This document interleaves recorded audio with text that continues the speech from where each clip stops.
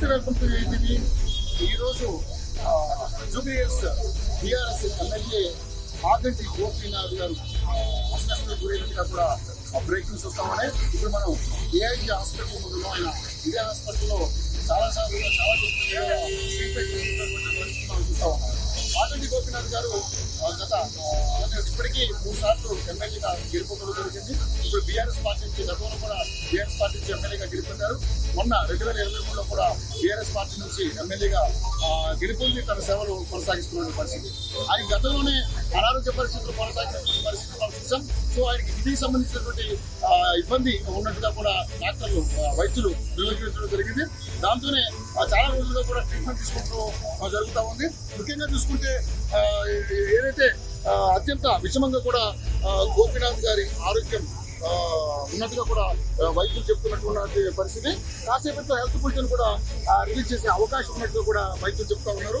ముఖ్యంగా తీవ్ర అస్వస్థతకు గురైనటువంటి BRS MLA Maganti Gopinath MGM ఆసుపత్రిలో వైద్యులు వెంటిలేటర్పై చూస్తూ ఉన్నారు.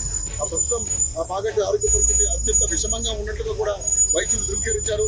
మరి కాసేపట్లో ఆయన హెల్త్ బులెటిన్ కూడా విడుదల చేసే అవకాశం ఉంది. గుండె సంబంధిత అదేవిధంగా సమస్యలు ఉన్నట్టుగా కూడా గోపీనాథ్ మరి తెలుసుకున్నటువంటి పరిస్థితి చూసాం.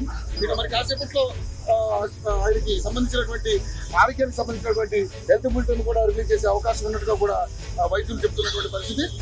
దాదాపుగా బీఆర్ఎస్ సంబంధించినటువంటి నాయకులందరూ కూడా ఆసుపత్రికి రావడం జరుగుతూ ఉంది. ముఖ్యంగా గోపీనాథ్ ఆరోగ్య పరిస్థితిపై మాజీ మంత్రి వర్యులు కిషన్ ఏదైతే మన హరీష్ రావు కూడా ఇప్పుడు స్పందించడం జరిగింది.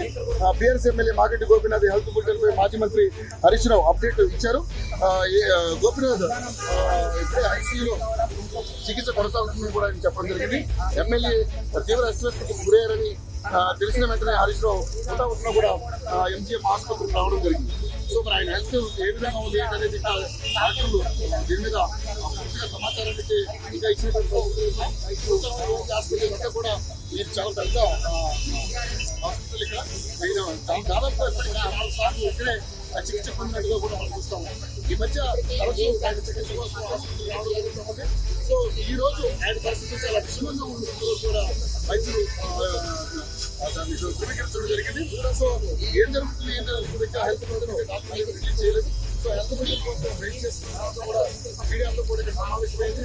సో మరి ఏఐజీ హాస్పిటల్ నుంచి డాక్టర్లు ఎవరైతే మరి హెల్త్ బులెటిన్ రిలీజ్ చేస్తే కానీ ఇక్కడ విషయంగా పరిస్థితి అయితే తీవ్ర అస్వస్థతగా ఉన్నట్టుగా కూడా అనేక రకాల వార్తలు వస్తున్నటువంటి